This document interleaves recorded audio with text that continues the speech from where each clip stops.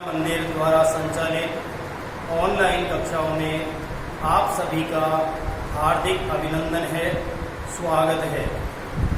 अब से पहले अपन ने अध्याय 1 ध्वनि और अध्याय 2 लाख की चूड़ियों का अध्ययन किया। 2 पाठ अपन पढ़ चुके हैं, साथ ही उसके अभ्यास प्रश्नों का हल भी कर चुके हैं। तो आप सभी से मेरा विशेष आग्रह है कि आप विशेष तौर पर अपना जो पाठ्यक्रम है, जो कोर्स बदल चुका है, उसकी नई किताबें बाजार में उपलब्ध हो चुकी हैं। तो आप अपने अपने अभिभावकों से कह करके अपना पाठ्यक्रम की पूर्ण व्यवस्था कर लें, कापियां भी खरीद लें। कापियों में जो अपन काम करा रहे हैं उसको नियमित रूप से करते जाएं, ताकि आपका कार्य समय पर पूरा होता रहे और आपको कोई परेशानी न हो। ये मेरी आपसे निवेदन है। आज अपन कक्षा अष्टमी का विषय हिंदी का अध्याय 3 बस की यात्रा का अध्ययन करेंगे। इस पाठ के लेखक का नाम है हरिशंकर जी परसाई। इसमें लेखक हरिशंकर परसाई जी जो हैं, उन्होंने अपने 4 मित्रों को साथ मिलकर के और यात्रा करने की योजना बनाई। यात्रा करने के लिए उन्होंने शाम को 4 बजे वाली बस निश्चित की कि अपन को शाम को 4 बजे वाली बस से रवाना होना है। चारों मित्र और लेखक स्वयं 5 मिलकर के और बस स्टैंड पर एकत्रित हुए और बस स्टैंड पर आकर के जब 4 बजे जो बस जाने वाली थी उसकी स्थिति के बारे में उन्होंने देखा, तो बस की स्थिति देख करके वो एकदम अचानक सहम गए। बस की हालत इतनी नाजुक थी, कमजोर थी, बस इतनी पुरानी थी कि उसकी हालत एकदम जर्जर थी। जैसे वृद्ध आदमी हो जाता है, उसकी उम्र लंबी हो जाती है, बूढ़ा हो जाता है, ढंग से चल फिर नहीं सकता है, उसको पकड़ करके उठाना पड़ता है, पकड़ करके बिठाना पड़ता है। उसी प्रकार उस बस की हालत एकदम जर्जर हो रही थी। उस बस को देख करके जो उसकी हालत थी, जगह जगह उसके शीशे टूटे हुए थे, जगह जगह खरोंचे आ रही थी, टायर घिसे हुए थे और बस एकदम ऐसी वृद्धावस्था जैसी जर्जर हालत में दिखाई दे रही थी। और उस बस को देख करके लेखक और लेखक के जो मित्र थे, उन्होंने सोचा कि इस बस से यदि अपन यात्रा करेंगे तो पता नहीं अपने गंतव्य स्थान पर समय से पहुंच पाएंगे या नहीं। तो इसके बारे में पहले उन्होंने वहाँ के लोगों से चर्चा की और उनसे पूछा।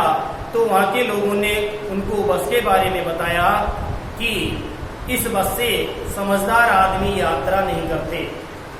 जो समझदार आदमी होते हैं, पढ़े लिखे होते हैं, वो इस बस से यात्रा नहीं करते, क्योंकि संध्या के समय ये बस चलती है और बस की स्थिति बड़ी नाजुक है, खराब है, कमजोर है, पता नहीं कहाँ पर खड़ी हो जाए, चलना बंद कर दे।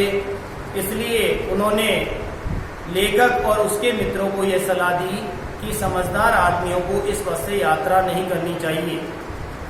लेकिन परिस्थितिवश लेखक और उसके मित्र उसी बस से रवाना होने का उन्होंने निश्चय किया और उस बस में सवार हो गए। सवार होने पर उन्होंने अंदर बस की स्थिति देखी, तो अंदर से भी बस की स्थिति बड़ी नाजुक थी। उसकी जो नीचे की फर्श थी वो भी जगह जगह से टूटी हुई थी, जगह जगह सीटों पे कवर हटे हुए थे, सीटें हिल रही थी, खिड़कियों के कांच हिल रहे थे और कुछ ही खिड़कियों में कांच शेष बचे थे, बाकी खिड़कियों के कांच टूटे हुए थे।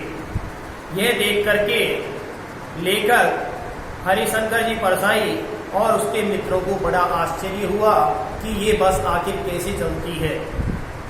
कुछ देर बाद जब बस का समय होने लगा तो ड्राइवर ने बस को स्टार्ट किया। जैसे ही बस स्टार्ट हुई तो लेखक और उसके मित्र सीट पर बैठे बैठे हिलने लगे। हिलने का कारण क्या था कि सीटों के जो नीचे बोल्ट कसे हुए थे वो ढीले हो रहे थे, और जैसे ही बस स्टार्ट हुई तो सीट ने हिलना प्रारंभ कर दिया। तो लेखक और उसके मित्रों को ऐसा लगा कि हम सीट पर बैठे हैं या पता नहीं सीट हम पर बैठी है, अचंभा होने लगा। कुछ देर बाद बस रवाना हुई और आगे कुछ देर चली और उसकी डीजल की जो टंकी थी उसमें छेद हो गया। छेद होने के कारण इंजन में तेल जाना बंद हो गया और बस रुक गई।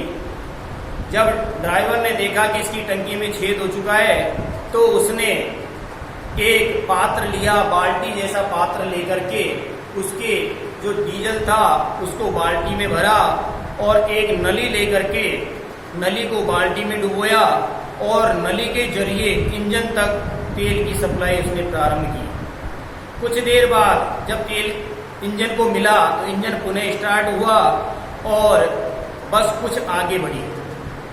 कुछ आगे बढ़ने के बाद में लेखक राय ऐसा मान्यता थी कि वो पहली बार ही यात्रा कर रहे थे, इसलिए लेखक जैसे जैसे बस चलती थी तो उन्हें ऐसा प्रतीत होता था कि सामने से जो पेड़ हैं वो मानो आकर के बस में टकराएंगे या बस उस पेड़ के टक्कर मारेगी। तो उन्हें ऐसा प्रतीत हो रहा था, इसलिए जो रास्ते में सामने पेड़ दिखाई देते लेखक उनको अपना दुश्मन समझ रहे थे कि ये पेड़ कहाँ से आ गए, ये नहीं होते तो कोई दिक्कत नहीं थी। जब बस चलेगी इस पेड़ में टकरा जाएगी तो बस के परखच्चे उड़ जाएंगे, अपनी भी हालत खराब हो जाएगी। तो ऐसा इस पाठ में मैंने आपको संक्षिप्तीकरण के रूप में बताया। तो देखिए इस पाठ के बारे में अपन पढ़ते हैं। हम 5 मित्रों ने तय किया कि शाम 4 बजे की बस से चलें। लेखक और उसके मित्रों ने यह योजना बनाई कि आज अपन शाम को 4 बजे वाली बस से यात्रा प्रारंभ करते हैं, चलते हैं। पन्ना से इसी कंपनी की बस सतना के लिए घंटे भर बाद मिलती है। पन्ना से, पन्ना स्थान का नाम है और सतना भी स्थान का नाम है। पन्ना से इसी कंपनी, जिस कंपनी की बस में वो बैठ करके जा रहे थे, उसी कंपनी की बस सतना के लिए घंटे भर बाद मिलती थी, अर्थात हर घंटे में बस जाती थी जो जबलपुर की ट्रेन मिला देती थी। और जब वो बस सतना पहुंचती थी तो सतना पहुंचने पर वहां से राहगीर जो थे, बस के सवारी जो थी, उनको जबलपुर जाने वाली ट्रेन आसानी से मिल जाया करती थी। सुबह घर पहुंच जाएंगे।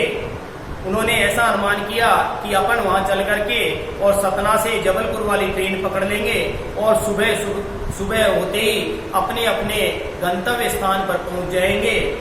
हम में से कुछ 2 मित्र जो थे उनको सुबह अपने कार्य पर जाना था, हाजिर होना था। हाजिर होने का अर्थ है उपस्थित होना था।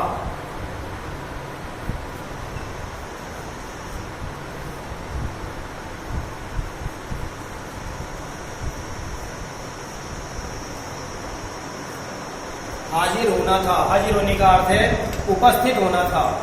इसीलिए वापसी का यही रास्ता, इसीलिए उन्होंने वापसी का यही रास्ता चुन लिया और उसी रास्ते को अपना लिया।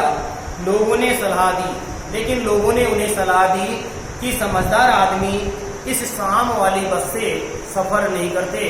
सफर का अर्थ है यात्रा।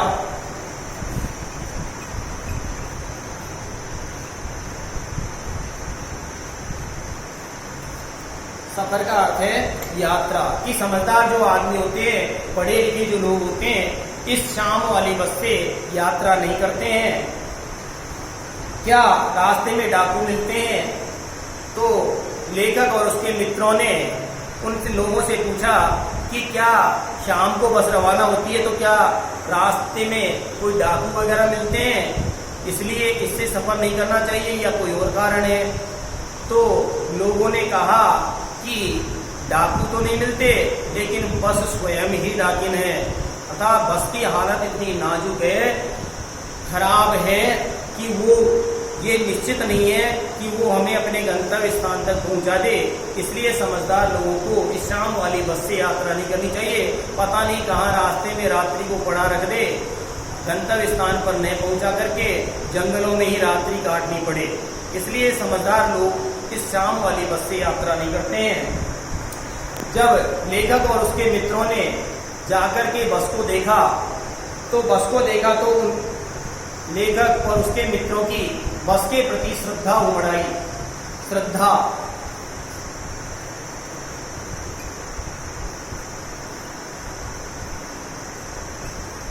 का अर्थ है प्रेम उमड़ आया। जैसे उन्होंने जाकर के बस को देखा तो बस के प्रति उनकी श्रद्धा जाग उठी, उमड़ पड़ी, प्रेम जग गया। खूब वयोवृद्ध थी, वयोवृद्ध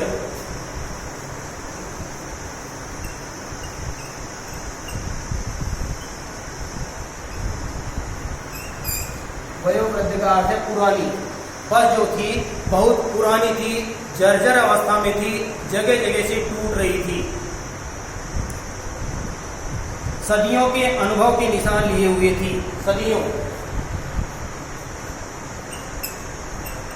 सदियों का अर्थ है